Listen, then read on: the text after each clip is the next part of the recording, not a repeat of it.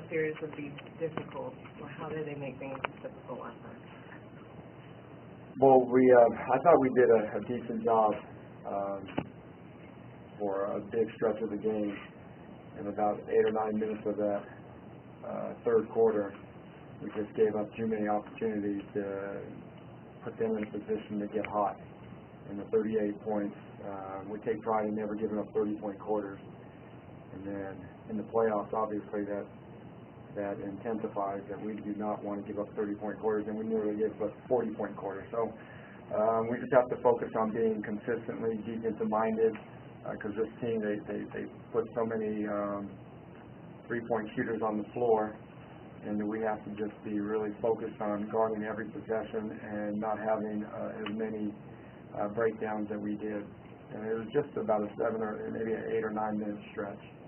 It seems like, too, there were times on offense they were running sets, these guys were running sets and things were clicking well, and then sometimes where it was more sporadic, which I'll see on film and what you need to change for more. Yeah, well, they do a defense that loads up on the basketball, and it could be on Kevin or it could be on other players. And we just have to make the simple plays and the simple passes and make sure we get to our spots. And that's another big part of their game, or their success. They turned this over 22 times for 31 points. You know, if we can cut those in half, you know, it puts us in a better position to win the game. But that's how they play. They're going to make us make the extra pass. I thought KD did a pretty good job of finding shots for himself and finding shots for his teammates. He had a few too many turnovers, but I thought we just have to continue to work on building off the pass, and we've done that throughout the series. Scott, were you a little surprised at the turnover numbers last night? Yeah, because the game before, I thought we did a good job. I don't quite remember. I think it was 13 maybe. And we know that we have to do things a little different. I thought we managed that part of the game, because that's always been an issue with us. But we play pretty hard, and we play a lot of possessions, so the turnovers are the numbers are a little skewed, in my opinion. I thought the turnovers that really bothered us was those live ball turnovers. I think they got 10 points just off of layups, off of our turnovers. And so those ones, we could take those away and throw it into the stands would be much better, so our defense can get set. Those are the ones that we have to make sure that we eliminate before next game. A lot of folks were wondering when Russ went out where you would replace the offensive production, but it seems like that has not necessarily been a problem. You guys are scoring enough points, it would seem. Yeah, scoring. You know, there's going to be some tough moments, and we understand that. But we've always had tough moments. Not always, but we have times where we do have tough moments, no matter who is on the floor. But when we defend, it can get you through those tough moments. As if you defend, you always have a chance to score enough to stay within striking distance in a particular quarter. But we gave up 38 points. You know, that quarter we didn't have the offensive quarter that we would like to have 20 points, but normally, you know, we would never give up 30 points, let alone 38. But the scoring, you know, I feel that we're going to have enough as we continue to improve on what we do. Our scoring is going to be fine. We just have to play defense for 48 minutes. Over the years, this team's been one of the best bounce-back teams in the league. What do you see in terms of focus today, or expect to see tomorrow out of your squad? Just that, you know, we take a lot of pride in what we do. Individually, as a team, players, coaches, organization, we're very proud and prideful in what we do, and we know that we're in a pretty good position. We won our 2 home games. We went down there and split, and we have a chance for another game that we can close out the series. And we know it's not easy, but it's within reach. And we know we have an amazing fan base, and the arena is best in the league, and we know our guys are going to be fired up to play tomorrow. But we're still going to have to execute defensively for 48 minutes, and we have to make sure we cut our turnovers down. We're in a good position. I'm excited about tomorrow night's game. Scott, you talked a little bit about Serge last night, that last play, but he had a pretty hard to watch reaction. Did you see his reaction, and sort of what did you think about just the way he seemed to really be distraught about what happened there at the end? Well, he felt that he had the easy putback, and that was probably the case. But it's like I've said many times, you can play 100 possessions, and a lot of times it ends up in the last possession, and you sometimes you think that that's the possession that lost the game, but there's so many other possessions. That was a scramble play. It wasn't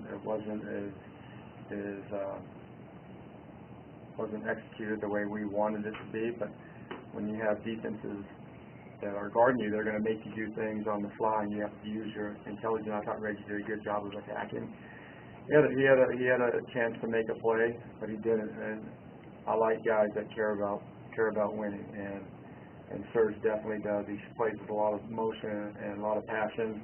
But he's fine today. He's fine. You had mentioned that Fish has been really good for Reggie. What have you seen during this process as far as when you guys come back and look at film and how those two have kind of worked together? Well, I mean, Fish has been, he just has tremendous leadership skills. He's been through a lot of situations with all the teams that he's been on. He has a common influence on everybody on the team. And I thought his minutes were as important to putting us in a position to win as anybody on our team last night.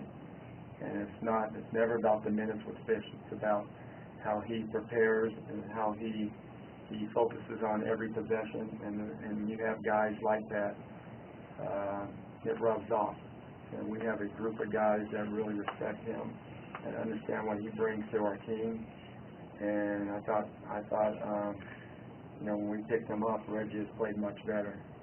It's partly because Reggie has put a lot of work in, but it's also that Fish has really helped him and really showed him some important things that he has to continue to improve on. How'd you grade Reggie last night? How do you think he played? I thought Reggie was good. He's in a very tough situation, and he's handled it well in 2 games. And give him a lot of credit. He played good basketball. He was solid on both ends, and that's all we want from him. We just want him to play solid like he's done the last 2 games. He took a couple of tough shots, but other than that, I thought he was really good. He put us in a position to win the game, and going forward, if he just plays solid like that, we're gonna be in good shape. Are you in a situation where you're kind of figuring out how to play without Russell, like with Kevin? Did he have the ball? Do you want him off the ball? Just some things you're kind of working through here. Yeah, we're working through some things, but we all know how to play defense, and that doesn't change no matter who you put on the floor. We know how to play offensive basketball, and we just have the shots are going to be distributed a little bit different. We've always believed in moving the ball and sharing the ball, but as you say that, you still want your best players to take the most shots. And now with Russell out, it puts us in a position we have to figure out ways to spread it out throughout the game. But a lot of teams, and even when Russell was in, a lot of teams are loading up on Kevin. I mean, I don't think I need to tell everybody that. That's pretty obvious. And Kevin's not going to get the 30 shots that everybody wants him to take, because the other team does not want Kevin to shoot the 30 shots that the people want him to take. Kevin's a playmaker. He's a player that knows how to play. He plays the right way. And if he gets 30 shots one game, the next game, a lot of teams aren't going to give you those same shots. But they were throwing 2 or 3 guys on him, and I thought we did a good enough job to win the game. And it's learning on the fly, and I thought we did a good job with that. When guys are open, sometimes you have to drive and cut, and sometimes you have to catch and shoot, and sometimes you got to catch and pass. And we did a pretty good job with that. What was it about Parsons shot in the low 30s and didn't have an assist? The last couple of games he shot the ball well, scored, and he's combined 15 assists in those 2 games. So what's changed there, and how do you deal with that? Well, he's making shots. He's definitely a factor. He's a guy that can shoot threes. He can score in transition. He breaks you down in the half court. He's a good ball handler for being a guy 6'9". I think he's definitely a factor. We have to make sure that we always stay between him and the basket, like we have all of our defensive philosophy. Just make a guy shoot over the top of you. We feel that that's good enough to make them miss. And he's done a good job. I think 17 or 18 times last night he was able to get by us, and we have to make sure that we stay between him and the basket. What was it about your time in Houston that was so special outside of the success on the court? Say it again? Outside of... Outside of the success that you had on the court, what was it that made that group so special when you were with Houston? Are you saying that I had success on the court? the team. The three-point scrub.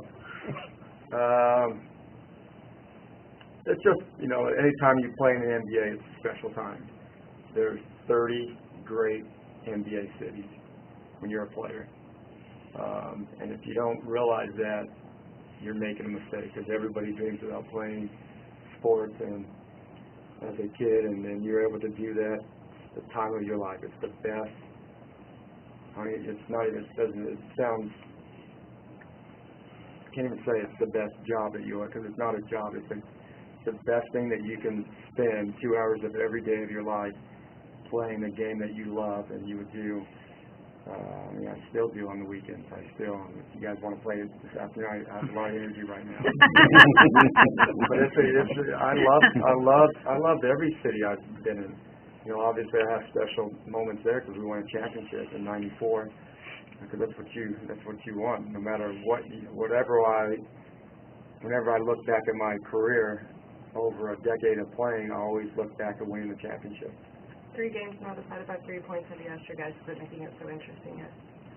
You guys know as well as I know, we're a team of interest. We like the interesting games, and that's why our fans love our players, because they know that, 1, they're going to give everything they have. 2, it's not always going to look pretty, but their effort and intensity and love for each other is going to always be displayed. Scott, do you anticipate Russell being at Game 5? You know what? I did not even ask. I spent some time with them this morning. I don't know. I'll tweet it out later on today. I really don't know. Okay. All right. Any comments, support, encouragement for Jason Collins' recent announcement in Sports Illustrated? Yeah, you know, I'm glad that he came out and made his decision, and you know, it's something that I haven't thought much about. But in order to play in this league for 12 or 13